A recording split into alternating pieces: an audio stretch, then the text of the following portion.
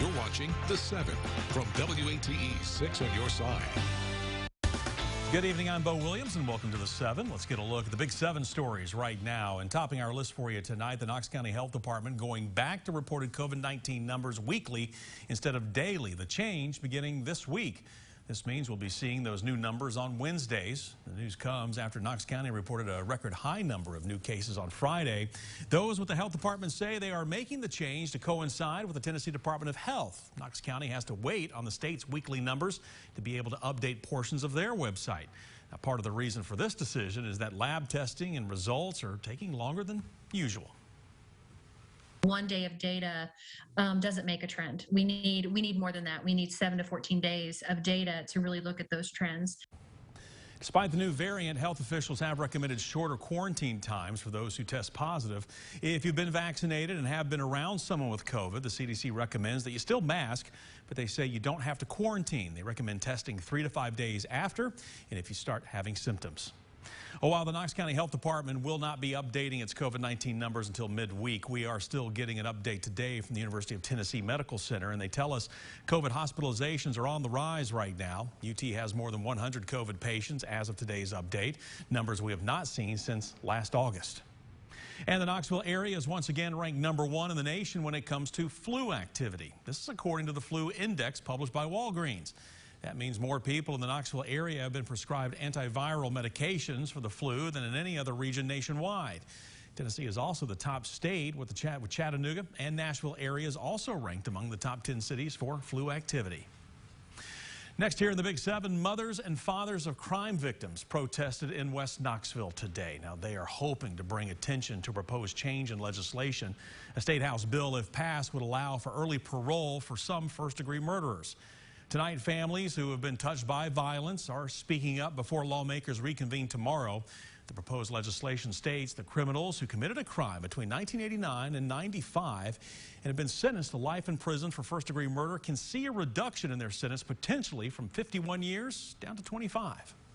It makes you sick to think that they're going to let somebody out that did a murder or horrific crime to get life in prison. Now, if this bill does go before a committee, the Berries say they plan to go to Nashville to continue to voice their concerns to lawmakers. Again, our lawmakers go back to work when the Tennessee General Assembly reconvenes tomorrow. Next now on the Big 7, a Knox County Sheriff's Office chief deputy is now saying the deputies who arrested a local activist, quote, acted in a manner consistent with their professional training. We told you when David Hayes was arrested at the city-county building on Friday. A report says officers saw Hayes leave a public meeting where they approached him and told him to put his hands behind his back. He is charged with inciting a riot and assault of a first responder. Now, we caught up with Hayes in the last hour or so, who tells us this. I was dragged down the hallway. I was severely beaten by police officers, from being punched to banging up against the wall. All this while I was at an event to advocate for justice for Robert Bailey.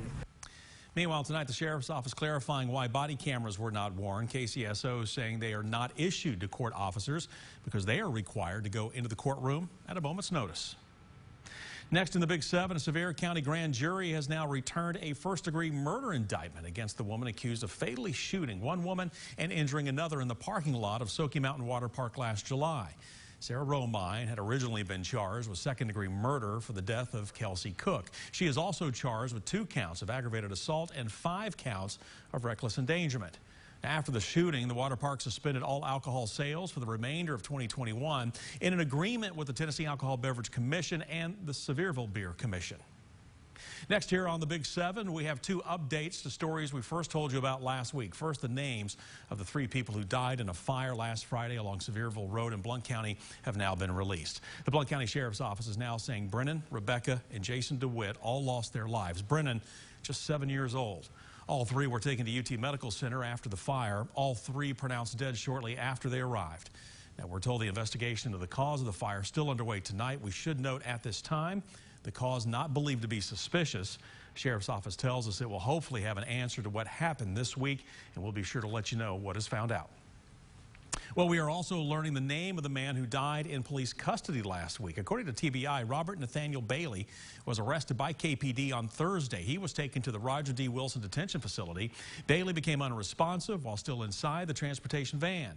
We're told Bailey was taken to a local hospital where he was pronounced dead. His body has been sent now for an autopsy. No foul play is suspected, but the TBI says the investigation is still active tonight. And a sad story to report for our next slot here on our Big 7 list. It's the end of watch for a Huntsville firefighter. Family and friends gathered today for Brian Sexton's last call.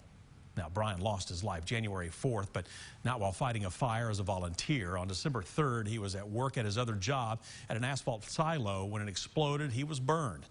Brian was in the hospital for a month before passing away. But tonight, the 30-year-old is being remembered as a family man. He adored his wife and 4 young children, but Brian Sexton also loved his fire department family, and he started, well, with the Huntsville fire when he was just 15 years of age, earning the nickname Bubbles. He loved the outdoors. He loved being on the fire department. He's been there since he was 15, and he loved his babies. He loved Devon, his wife. He just loved family and being with his family. Sexton's Huntsville Fire Department family honoring him. Brian Sexton was given the full honor guard. His wife will receive his firefighter nameplate and his mother the folded American flag. He was laid to rest at the Rector-Byrd Cemetery in Huntsville. Rounding out our Big 7 for you, Medic Regional Blood Center's Roll Up Your Sleeve Week kicked off today. Right now, millions of pints of blood are needed across the U.S., and that includes right here in East Tennessee, as we're told supplies are critically low here at home. Now, your blood donation can make a real impact in East Tennessee and southeastern Kentucky, and we're told as we head into these winter months, people are staying in because, well, it's cold. That means a decrease in donations. To kick off Roll Up Your Sleeve Week, Medic is also joining America's first emergency blood reserve, the Blood Emergency Readiness Corps, or BERC. That is a group of over 26 blood centers across the country who are coming together to be proactive in our supply chain for disasters. Under the BERC program, Medic will not be overwhelmed when disaster hits. If something were to happen, other blood centers would be able to send blood immediately in the case of emergency.